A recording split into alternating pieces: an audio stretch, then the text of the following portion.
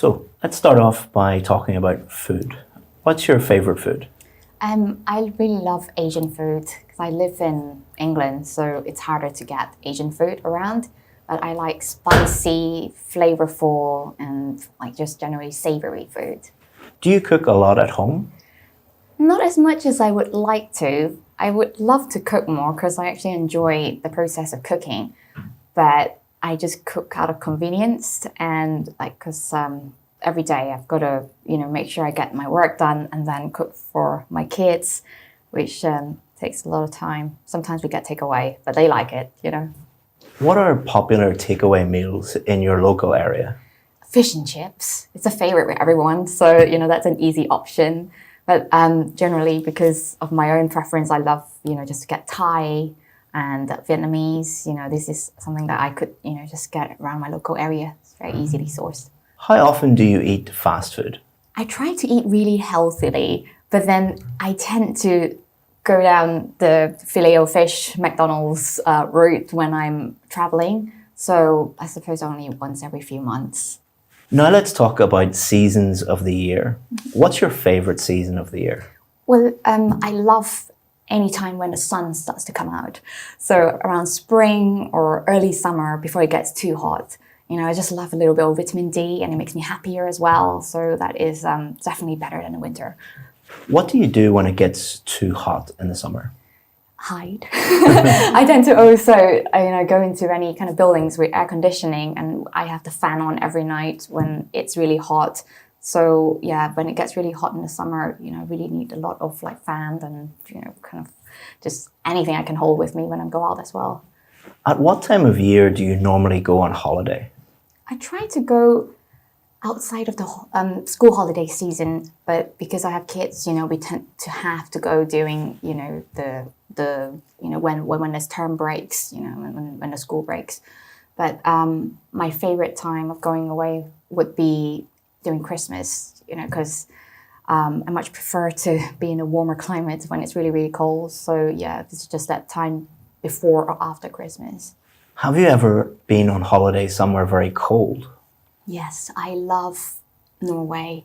It was amazing. It was just everything was like a picture perfect postcard. You could see the fjords in the distance and the what do you call them, icebergs. It was an experience, and to ride the husky sled, was also an amazing experience for me. Now let's talk about clothes. Where do you buy most of your clothes? I would like to do clothes shopping in the shop, but the reality is most of us do it online now. And I get my clothes from Zara and ASOS because I just love the hip and trendy, but also timeless look. How often do you buy clothes for yourself? I buy it more often than I should because I use online shopping and clothes shopping as a form of, like dopamine hit for me. So it's and for me, I love to express myself through my clothes. So because of that, then I need to find different clothes for different occasions. And so very often. Have you always had the same taste in clothes? No, I have not. Because I see myself as different identities throughout my life, before I became a mom, during, and then also after, when work became something that I could express myself, through. So yeah, I've had different fashion tastes, throughout the ages. Now let's talk about social media. Which social media sites do you use? I use Instagram and LinkedIn because I feel like I run a business and that's where my target audience are. I built a community through Instagram, and then on LinkedIn it's where I work on my business-to-business leads. How much time do you spend on social media?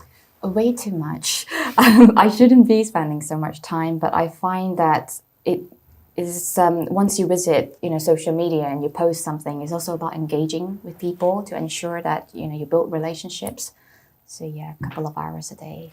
Is there anything you dislike about social media? I dislike the addictive quality about it, because so many of us are connected, through a tablet or a device now, and social media is our form of communication. So it's becoming even though it seems like you're being connected to loads and loads of people, the actual quality of your relationships with your immediate sphere, kind of falls by the side. So yeah, that's one bad side to it. That's the end of part 1 of the speaking test. So now we're going to move on to part 2 of the speaking test. I'm going to give you a cue card. You'll have 1 minute to read the cue card and prepare your answer. Feel free to make any notes during that 1 minute. At the end of the 1 minute, I'll let you know, and I'll ask you to speak for up to 2 minutes. Is that all clear? Of course. Okay. Here is your cue card. And I'll start the 1 minute preparation time. Here's a pen if you want to make any notes.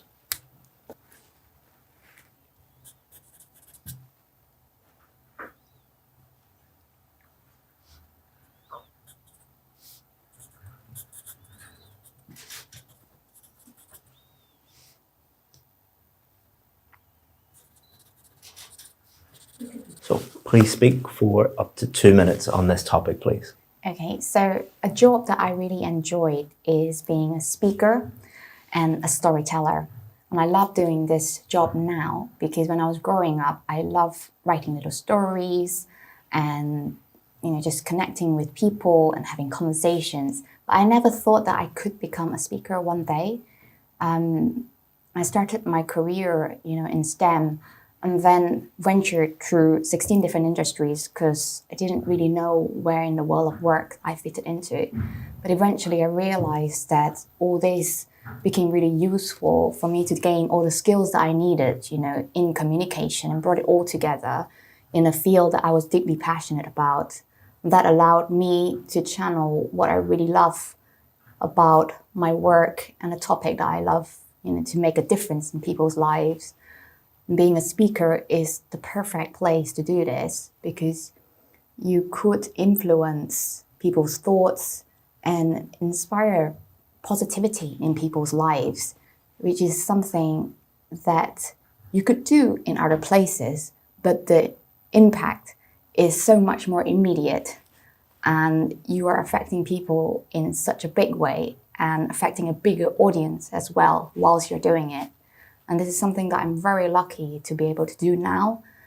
And I don't take it for granted and know that the journey for me to get here has been really long. But I'm deeply grateful for being given this opportunity. And why I like it also is that to be able to connect with people in a topic that is so personal about mental health and well-being, where in some way or other, we're all struggling in life. But Thank you very much. That's the end of the 2 minutes. Thank you. I could have gone on. Absolutely good. So now we're going to move on to part 3 of the speaking test, and we're going to continue to talk about careers. What factors do you think are important when choosing a career? I think it's really, really important that we are interested in what we're doing. And because if you're not interested, then there's absolutely no chance that you're going to be able to have longevity in that career. And we should also choose an industry where there's a potential for you to really grow within that industry. Because as we're moving now into the future of work, technology is very quickly replacing people, especially with artificial intelligence. It's threatening a lot of jobs like writing and recruiting and connecting, with people. So we need to look at how, the industry that you're going into has got the potential to go beyond that, technological capacity. What can you bring as a human, that no technology or anyone could replace you, if you were to go into it. Why do you think some people fail in some careers? I think one of the main drivers, I think, for people is money. And when you do anything solely because of money, then it will never work. And the reason people fail, I think, the biggest reason is because they have failed to align their identity with their work. Because we spend a third of our lives, in work. So a very big proportion of it, needs to feel fulfilled. And it can only be fulfilled if you understand, what you like authentically inside, and then, go into a career But then the reality is that most people then, just jump in and figure it out, explore, and then we'll work it out, in hindsight. I guess that's what life's about. Now let's talk about working from home. In the future, do you think most people will work from home? I think it definitely seems that way anyway. After the pandemic, hybrid working is becoming more common, and a lot of organizations are offering fully remote working now, which a lot of people like. But there are also people who like human interactions, who like connections, people who live by themselves or, just need some accountability. So being amongst people could be a good thing. But I think if technology were to replace, a lot of the work, then people would actually eventually do more remote work. And finally, what are the disadvantages of working from home? Well, I guess it's the disconnection, from people, but also not getting accountability for your work. Because I think working from home requires us to have a sense of agency, and some level of organization, which some people might not have. So we're dealing with different personalities here, and I think if we were to ask people what they prefer, then there's a better chance, for like either remote or not remote work to work. That's the end of the speaking test. Well done. Right. I hope you enjoyed that Band 9 performance. What you should do now is watch one of these videos. If you want to compare Band 9 with a Band 8 performance, click on this video. Or if you want to know why that was Band 9 and exactly what you can do to improve to the score that you need, click on this video where I'll explain the key differences between lower bands and higher bands.